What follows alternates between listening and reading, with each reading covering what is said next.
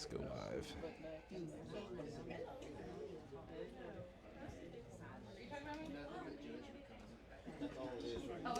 All right, we're going to go ahead and get started.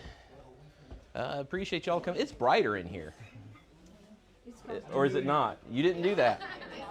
I did it. Oh, okay. The whole back was dark back here. Oh, I got you. I'm trying to avoid seasonal depression. Well, I was about to say, you know, those back rows, especially Norman and Don back there, they'll end up smooching if they're in the dark. So we gotta keep an eye on them.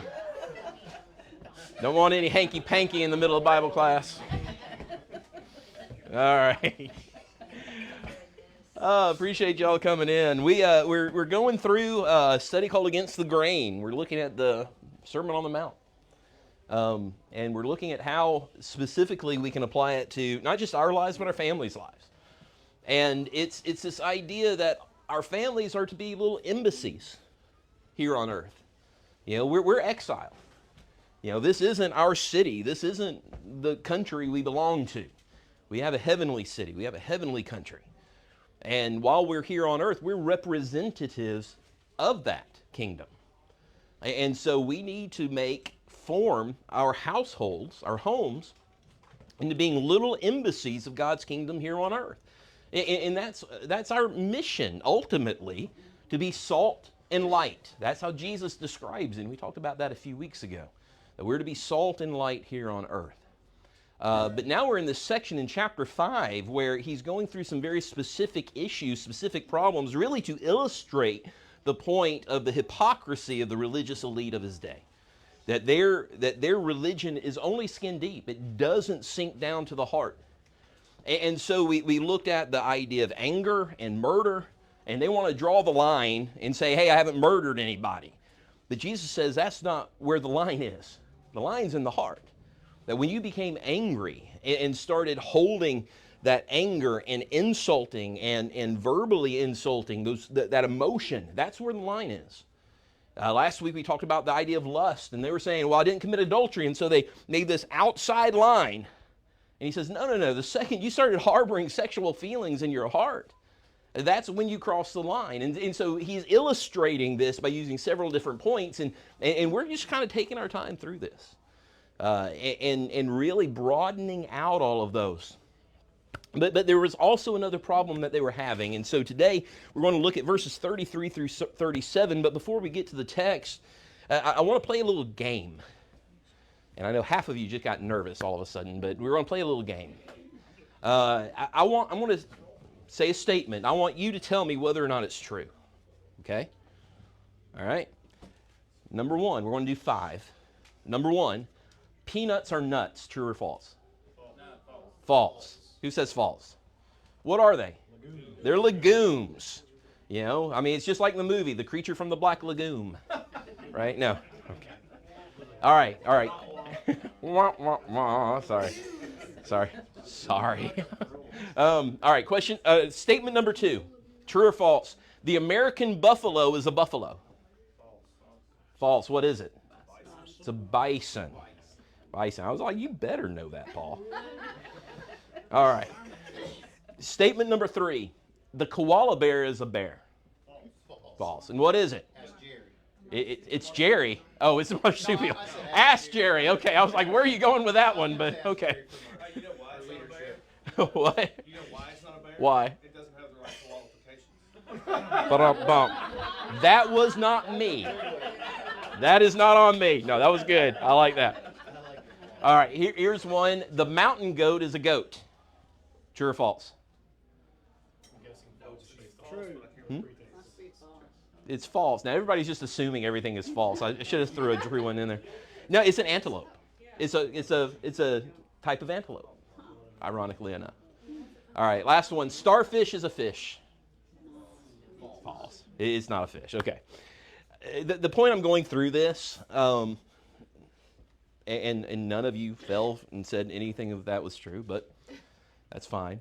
The point is, sometimes it's hard for us to know what to believe.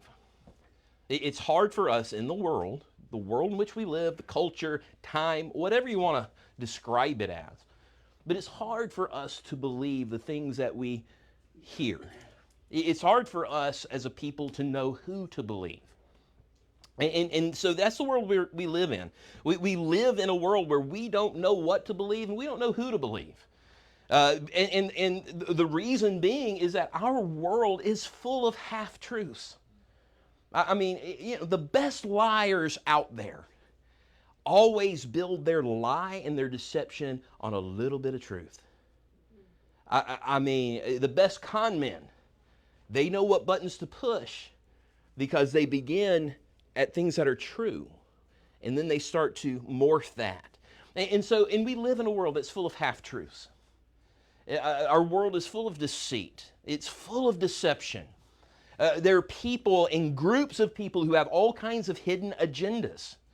And when you have a hidden agenda, what does that automatically cause? You're trying to manipulate them. And human beings manipulate usually by focusing on something that's true, but then twisting it just a little bit to help your side.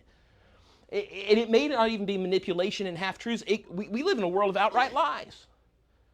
I mean, there are a lot of people who have a very rough relationship with the truth. I mean, maybe some even in our families. But we all know individuals who they will tell you that the sky is red and they will die on that mountain and they don't care. And you know, they're going to force that statement even though you know 100% that it's false, that it's just an out and out lie. But the world is full of liars. I mean, in fact, Jesus would say Satan is the father of liars. And who is the father or the king of the world? You know? And so there's a whole lot of liars in this world. And that means that we live in a world full of deceit. We live in a world full of trickery, twisted information, twisted sources.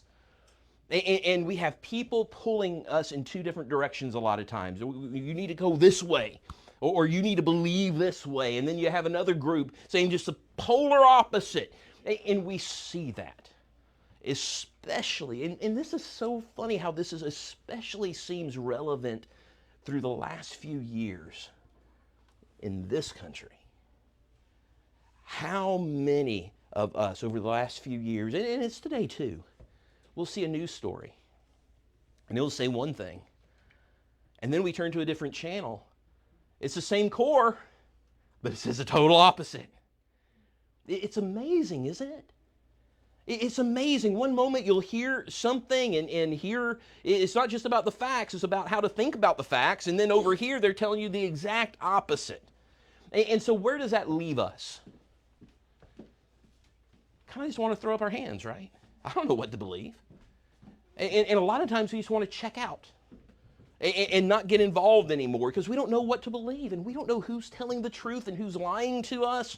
And sometimes it gets to the point where we don't even know what the truth looks like anymore because it's just been so twisted and so gnarled. Sometimes we just don't know where to go in order to look for the truth. And it's because there's so many lies out there and so many liars and there's so much deception, so much falsehood, so much misinformation. And we're left not knowing who to believe, not knowing what to believe. And so here's how we tend to respond to that. We tend to respond in one of two ways. Okay?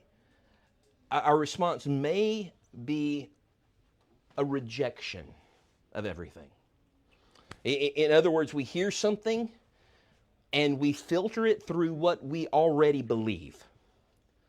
And if what we hear does not line up with what we already believe, we reject it. Because we say to ourselves, well, that's probably not the truth. That's probably not true. So I'm not going to trust this piece of information. I'm going to reject it. I'm going to throw it away. And it could be strong evidence. It could be maybe a picture, which of course with AI now, who knows? You know, but it may be a picture or a video or a piece of audio. And we hear it and we see this strong, decisive evidence, but because it doesn't line up with our belief system or what we already believe about the subject, We say to ourselves, well, I'm still not going to believe it because it doesn't fit my narrative, and honestly, I don't know what else to believe. And so that's one way we tend to do it. We have this pattern of rejection. There's a second way we can do this too, and it's the other side of the coin, and that's uncritical acceptance. And so here we have this belief system, and we hear something that backs it up. And so it backs it up, and so it must be true because it lines up exactly with what I already believe. So it absolutely has to be true. And so what we do with that is we start to pass it on to other people. And we start to reinforce other people. Hey, I heard this about this, or I heard this about this person or this situation. And did you hear about so-and-so? And did you know what they did over here on this side? And did you see that news report about this? And so we spread it, and we don't critically look at it. We just accept it. And sometimes the piece of information we're spreading, it may be true, may not be true. And what we end up doing is we end up becoming a part of this cycle of deceit that's in the world. We end up participating in this cycle of deceit because that's what we're caught up in the world and in our culture. That's exactly what we're caught up in. It's this cycle of deceit, and that deception becomes ultimately just a lack of trust in anything and anybody. And so how it works, let's kind of break it down. So the world's full of deception. It's full of deception because there's so many liars out in the world, and there's so much lying in the world. And when the world's full of lies, that leads to misinformation. And you have people who are twisting facts so that they can push their agenda. And so because of that, we begin to distrust everything. We don't believe anything. And it's hard to convince us what to believe if it's something that we don't already believe. And it's really hard to convince us that someone is telling the truth. And in the end of it all, we end up becoming part of this cycle of deception. And we participate and we perpetuate this cycle of deception, even ourselves. And so it may be the way we participate in this cycle. You know, I wish that I could say personally that I'm innocent of this. But I don't think any of us are. We all end up perpetuating this cycle of distrust, this cycle of deception. And I guarantee you, if we were really honest with ourselves, if we looked hard in that mirror, everyone would have to say the same thing. Everyone would have to say the same thing. And when we become a participant in this, and we start pushing some kind of narrative, no matter what it is, no matter what it has to deal with, and it turns out not to be true, then what does that do to our reputation? It tarnishes it, doesn't it? Then all of a sudden, we're the ones people look at and say, well, I don't know if I can believe them or not. And all of a sudden, they're distrusting us. And it's all because the last time you told me something about that person, it wasn't true. Or last time you said something about the news, it turned out not to be true. Or the last time you said something about this group, it turned out not to be true. And you know, we usually place this, and I know I haven't gotten to the scripture yet. I promise you we're going there. But we've got to lay this foundation to understand what Jesus is talking about, because this was true in his day too. And so many times we place this on the news, or we place it in politics. But the truth is, it happens in the religious world as well. How many of us like to share memes online? How many of us know what a meme is? Okay, very good, very good. But we share these things, religious memes sometimes. There was one a while back, and it sounded great. It's one of those memes that just makes you smile and go, ah. You know those memes? Ah. And it was a picture of a set of lungs. And it had some text, and I wish I should have pulled it up, but I didn't take the time to do that. But the text basically said something. It was talking about the Hebrew name for God, Yahweh. Have you seen this? Every time you breathe, Yahweh, Yahweh. And I saw that just countless times. And it's so sweet, and it seems so new. But if you had simply taken a simple elementary Hebrew course, you would look at that and think that is the most ridiculous thing I've ever seen in my life. Now, it was sweet. It made us feel warm and bubbly. It made us feel all googly. But what is it doing to our reputation? Serious, critical thinking people, it makes us look foolish. And so you see, all of us can get trapped in this. And it's not just them, it's within the religious world as well. There are apologetic arguments that are extremely popular that have no validity in science. And what's that going to do if we're debating someone who knows? Again, it makes us look foolish and ignorant. And ultimately, we end up backing up what they already think about us in the church.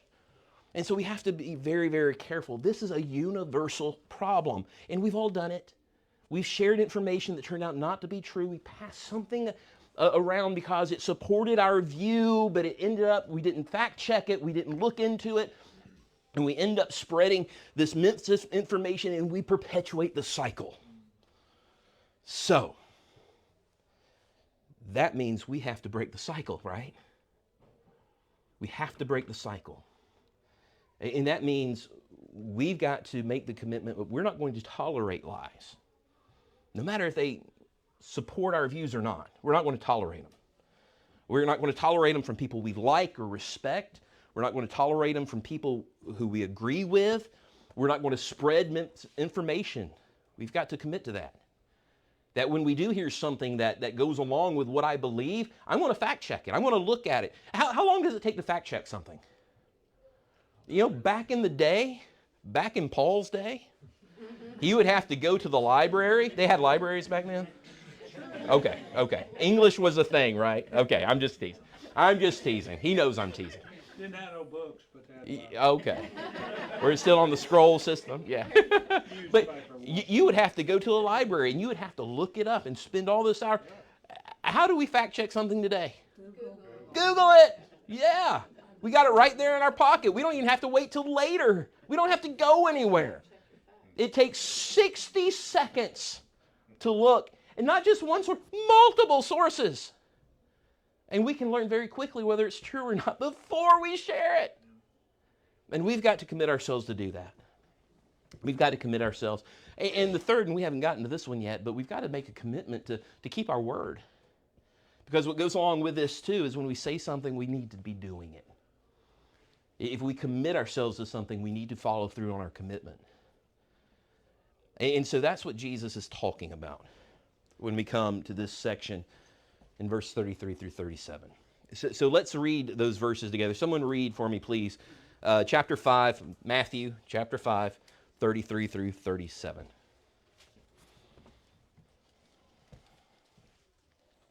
Again, you have heard that it was said to those of old, "You shall not swear falsely, but shall perform your oaths to the Lord."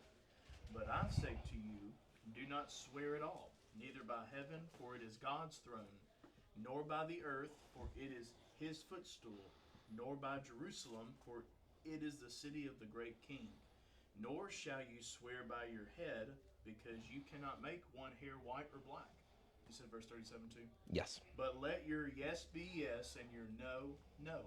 For whatever is more than these is from the evil one. Okay. Here's Jesus' answer. Now, he uses the word swearing. What are we talking about by swearing? Bad words. Tyler knows where I'm going. He's talking about oaths. How do we talk about swearing? Cursing. And if you've heard Tyler talk, let me tell you, the second you get him out of here, it is like make a sailor blood. No, I'm just kidding. I am teasing. I am perpetuating false misinformation. No, I am absolutely teasing him. No, this isn't talking about profanity, okay? It's hard to believe that anybody who even pays attention to the very direct context here, but I've heard preachers take that out of context and try to back this up talking about four-letter words or saying bad words. No, this is about sworn testimony, all right? Sworn testimony. And what would happen, and it happens today too, but let's keep it in the context of the culture and the Jewish culture in particular. Let's say you want to make a point about something. And so here comes this, let's say, Pharisaical rabbi. He's going to make this point about the Torah, about God's instruction for Israel. And he wants to say, this is the translation of, not the translation, but this is the application of this thing. And so they may not accept what I say. So I've got to strengthen it. And I'm going to strengthen it by making this sworn testimony and using God as a witness to it. Okay? And so it may look like, and usually when they did this, implicitly or explicitly, it was connected to a curse. All right? And again, we do it today. May God strike me dead if such and such isn't true. Or may God deal with me in such a severe way if such and such isn't true. May God take vengeance on me somehow if such and such isn't true. Okay, we know what we're talking about here. It's funny how sometimes culture just kind of stays standard, right? And we've heard people do it. Biblical example, Matthew 26, Peter. Peter is out there. He's warming himself up. I always picture it like hobos around a barrel fire. But they're outside of the court. They can't go in. They've shut all the public out as they're trying Jesus. And Peter's outside, and he doesn't want to go in anyway. He's scared half to death about what's happening. And what begins to happen? They recognize, I've seen you with him, right? And he's like, no, not me. No, yeah, you're one of the guys. You were with, no, not me. I can tell by your accent. You're a Yankee. You're from up north, Galilee. That's up north, by the way. You have that accent, and he begins to swear. And again, I've heard preachers say, well, he starts cursing at him. No, he swears with a curse. He's doing this. May God strike me dead if I knew this individual. That's what he's doing. That's what he's doing. And he denies it with an oath, and he begins to invoke a curse on himself and to swear. This is what Jesus is talking about here. And they did it because if I want to really make people believe, and they may not know me, maybe I'm an unknown, but if I invoke Jehovah's name, if I invoke Yahweh's name, hey, that has real binding quality, because it did. It did. But here's the logic behind it. Let's say I invoke Yahweh's name, but it turns out not to be true. And now I've said, well, Yahweh will strike me dead if it's not true. And guess what? I'm still alive and breathing. What have I done to God's reputation? I've started to tarnish it as well, along with mine. And so God's credibility then is stained. God's reputation is now damaged. And they took it extremely seriously when they would invoke God's name in an oath. It was super binding. Which, by the way, when you go back to the Ten Commandments, do not use the Lord's name in vain. What does that mean? Not that it's him, period. The word vain there means uselessly. This is what it's talking about. It's not in don't get me wrong, I'm not justifying the using the name of Jesus or the using the name of God in a cursing style way that we see so flippantly. It's not OMG on Facebook. I'm not saying that's okay by any means. But in the Ten Commandments, when it talks about using God's name in vain, it's talking about invoking his name uselessly in an oath that you know is deceptive and not true. They were forbidden in doing that. And Jesus is playing on that. And so if you think about it, look at what he's doing. For an example of the shallow religion of the Pharisees, he's not taking obscure Mosaic laws. He's going to the 10 Commandments. Do not kill, do not commit adultery, do not use the Lord's name in vain. And so he's using, we would consider very general things that are just, normal, accepted. But here's what they would do with this, just like they did with murder, adultery. They would find loopholes. They would find loopholes. And again, why would they even need this? It's because they live in the same world that we do. Because there's so much deception and there's so much distrust. And sometimes people didn't believe you, just like they didn't believe Peter. And so they would try to ratchet it up and say, no, I swear it's true, and may the Lord strike me dead if it's not true. But they needed to be extremely careful, because we can't invoke the Lord's reputation with stuff like that. We can't invoke the Lord's credibility when we're trying to deceive people. Because again, if it turns out not to be true, well, we don't want that curse bound on us. And so that's their thinking. I can't do that with God, so I'll just do it with something else. And so they began to swear by other things. Well, I swear by heaven this is true. Or I swear by the earth, on my mother's grave. Yes, absolutely. I swear on Jerusalem. Why Jerusalem? I've never heard anybody say, I swear on Nashville. You know? I swear about Nashville when I'm driving, but I don't swear on... No, well, Jerusalem was God's city. It was a holy city, right? And so they would pick these huge, important things. I swear on my head, this is true. On a stack of Bibles. And so they say, well, these are important things that will help my reputation, but it's not God. And Jesus corrects them, doesn't he? He's like, wait a minute, heaven is God's throne. It belongs to him. You're still invoking the name of God. You're swearing by the earth, that's his footstool. You're still invoking the name of God. Jerusalem, that's the city of the great king. That's God's city. You don't do that. You're still invoking the name of God. And on your head, you can't make one hair on your head white or black. He didn't know about just for men, but you can't do that. You beat me to the punchline there. God determines all of that. And so he turns it around on them. And he makes them look at their own actions and themselves and say, well, who dwells in heaven? Who owns the earth? Whose city is Jerusalem? Who makes the hair on your head the color it is? And the answer is God does that. God does that. And so even when you swear about all of these other things, you're still invoking the credibility of God. And so here's the principle he's getting at. When you lend your name to something, when you lend your word and your credibility to something, you are lending God's name and credibility as well.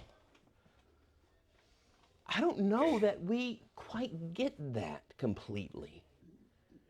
If we're God's people, if we're citizens of his kingdom, then when we as God's people lend our name and our word and our credibility to something, we're implicitly lending God's name as well. And so what does that mean? What does that mean? What's verse 37? Someone read verse 37 again. But let your statement be yes, yes, or no, no. Anything beyond this is of evil. Do you see what Jesus is saying there?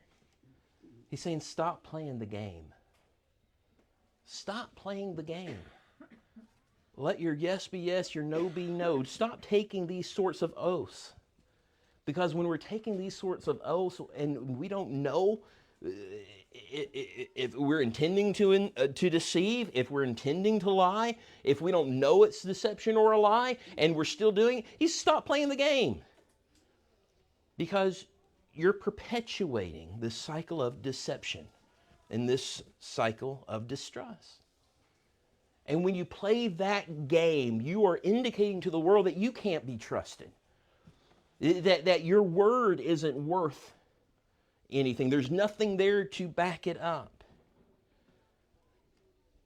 And when you invoke that oath, all you're doing is going along with the world. All you're doing is playing that same old game over and over and over again.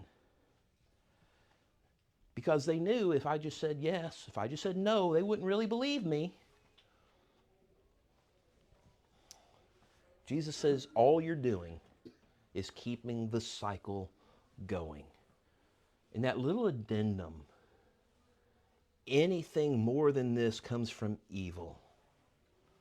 When we ratchet up our credibility by connecting it to something else, where does that come from? Jesus says it comes from a heart of evil. And it's because of this that we don't know who to believe or what to believe. It's why we don't know what politician to believe or what political group to believe. We don't know if this network is telling us the truth or that network is telling us the truth. We sometimes don't even know what friend to believe because they're on different sides of a different spectrum. And so we end up believing things we already believe, and nobody then can convince us otherwise, and we end up building all of these walls, and we live in these bubbles, and we just perpetuate lie upon lie and deception upon deception because we end up playing the same stupid game that the world is playing. And Jesus says all of this swearing and all of this oath-taking is just perpetuating that same evil.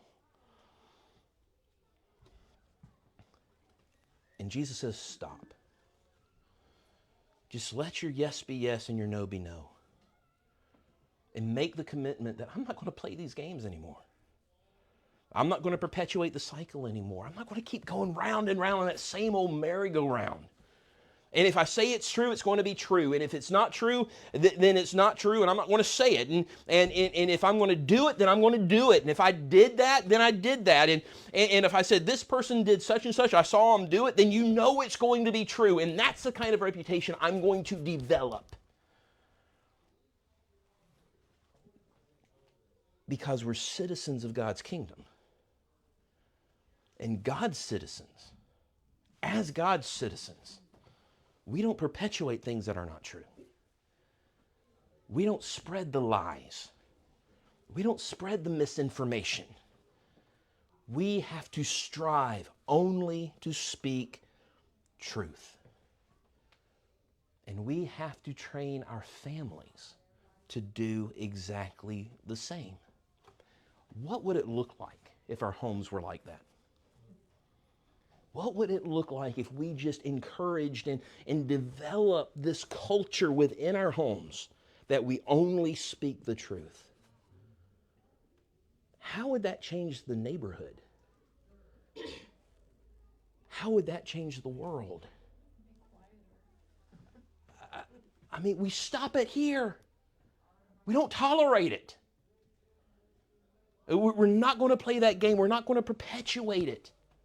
And instead of starting or perpetuating that cycle of distrust, disinformation, all of a sudden we're starting a separate cycle, right? One of trust and one of truth. And so when we say yes, people can believe it. They can trust us. All of a sudden we don't feel like we have to invoke God's name or anything on earth or anything greater than us because our word is true. And we gain that reputation, and we don't have to ratchet it up anymore because people will believe us. And our homes would be known then of places of truth and places of trust. I mean, isn't that the reputation that we want? I mean, just think about that. What if every single Christian, every follower of Jesus was known for speaking the truth and keeping their word and not spreading misinformation? What would that do for the church? Major. How would the world view the church? Credibility. Absolutely. You know? Absolutely. when that family over there, they say they're going to do something, they do it. They may have to change commitments to do it, but they do it. Their word is gold. If they said that they saw something, then they saw it. They're not exaggerating about it. They're not making things up. They actually saw it. People would look at us and say, these people speak truth. Can you imagine if we implemented that beginning in our homes and then in this church culture, how our credibility would go for the growth of the congregation of the kingdom? But the truth of it is, every single one of us, me included, we've blown it. Yes. I think sometimes, people are just so afraid to say, I don't know. And so they Sure. have to give a yes or a no. But sometimes, I don't know, I think it's a lot more powerful because that opens the opportunity to hear or learn something. It shows a lack of arrogance, too. It hurts sometimes to say, I don't know. It hurts me. Maybe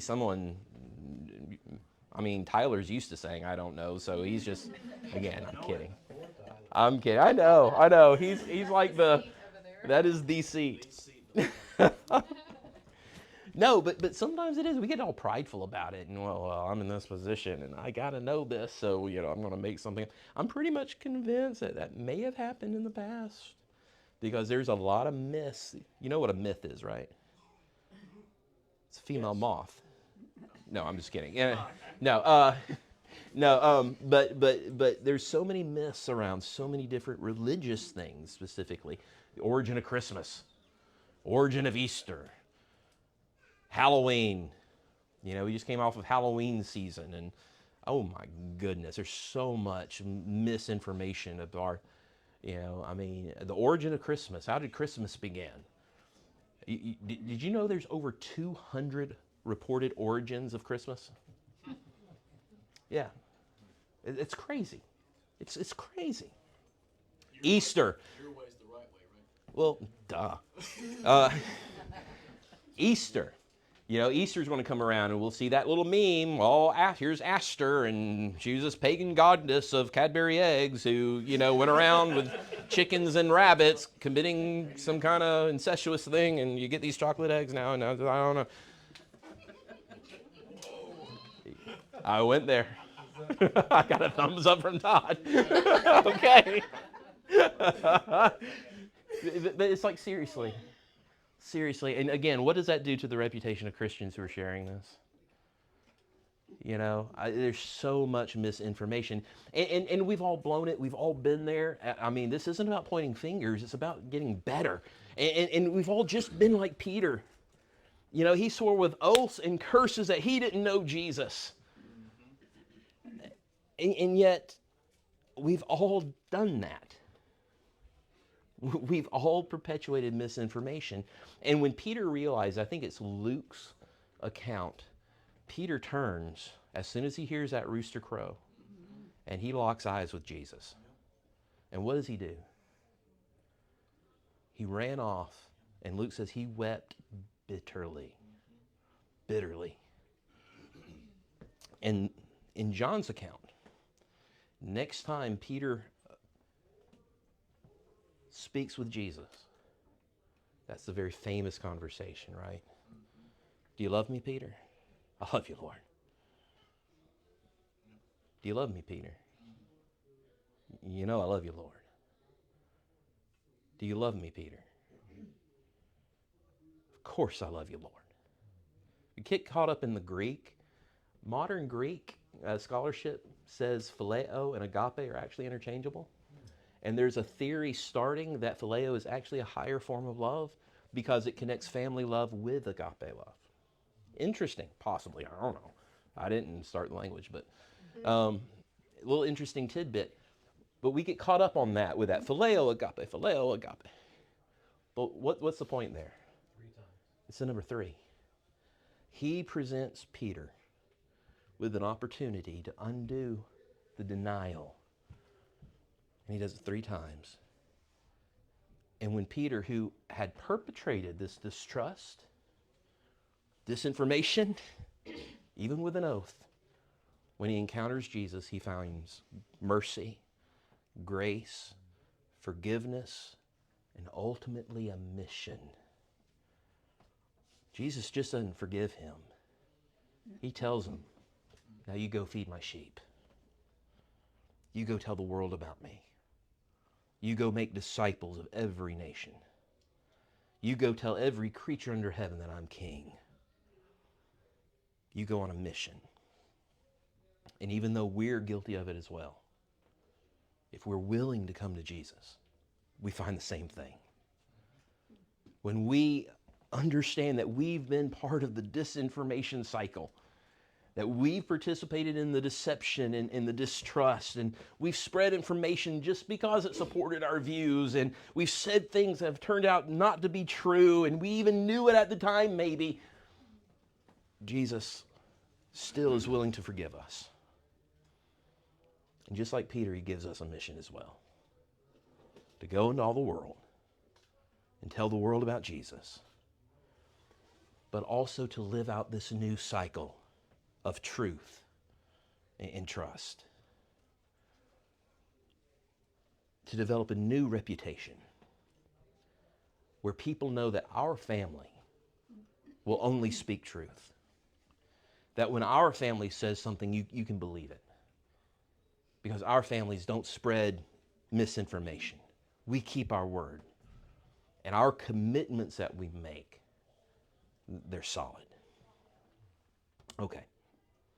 We got 7 minutes. Wayne's still babbling about Nehemiah. Any questions or comments? Yes. I've been listening to and thinking on misinformation and trying to apply it. I wonder if perhaps, because when I examine myself, I've tried to soften over the years, if that makes sense, because I was raised in a very strict and you had to stay in line and everything.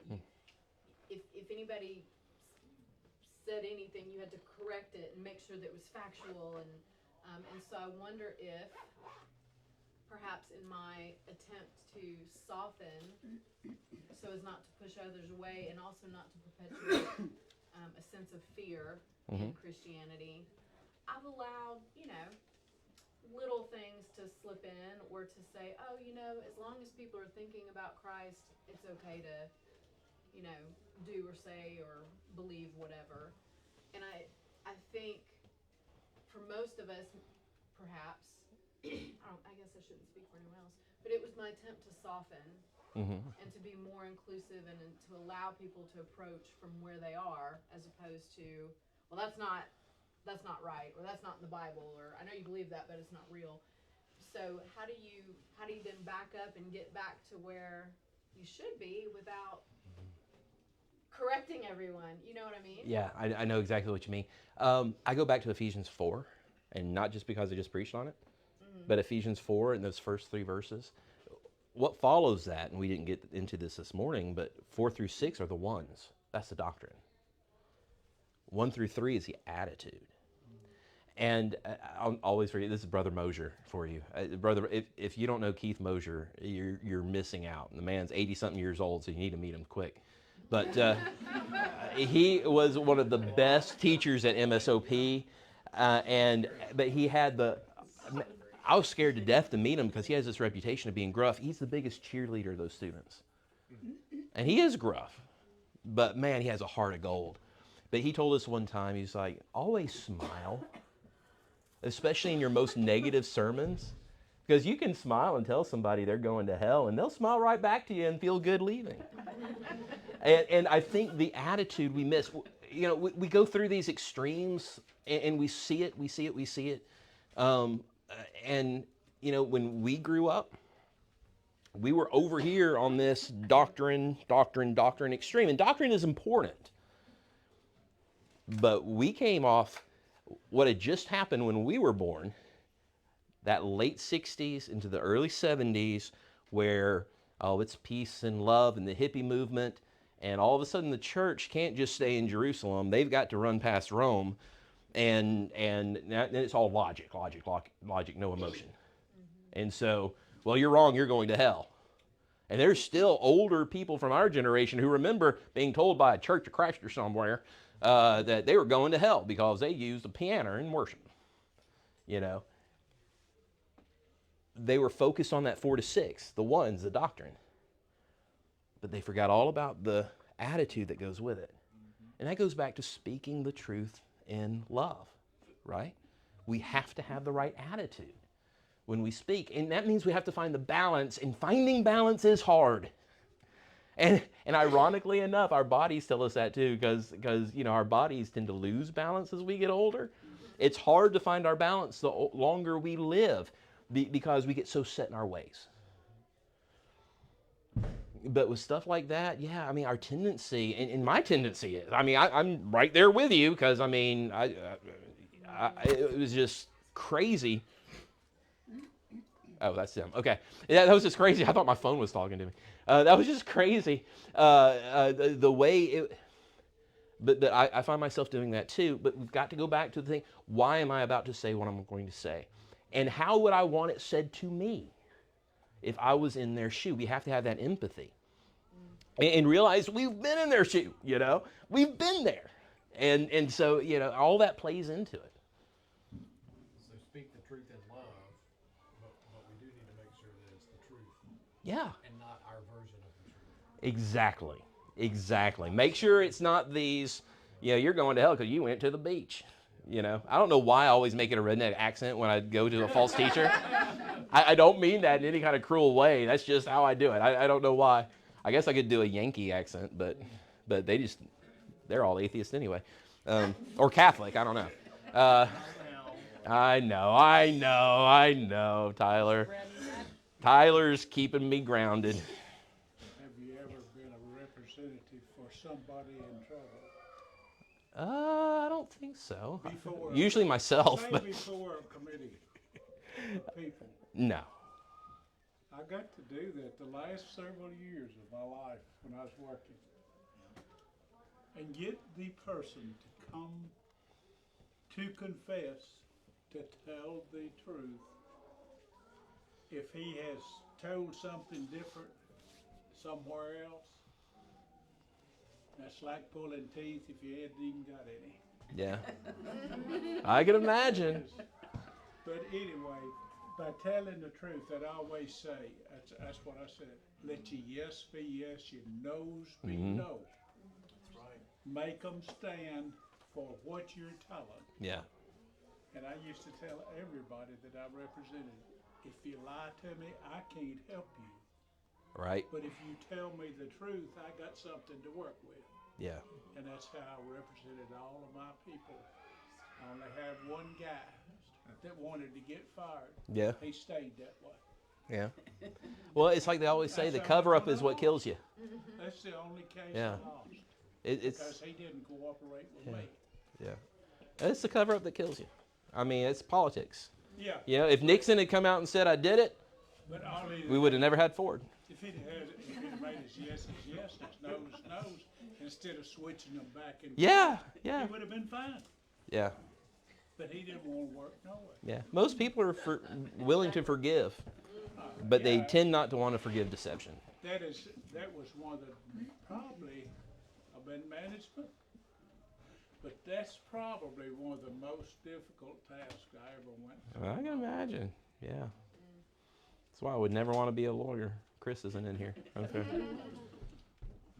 All right. But all you have to do is the right thing. Yeah. That's it. That's it. All right. Anything else? All right. Let's beat Wayne in his class to the restaurants.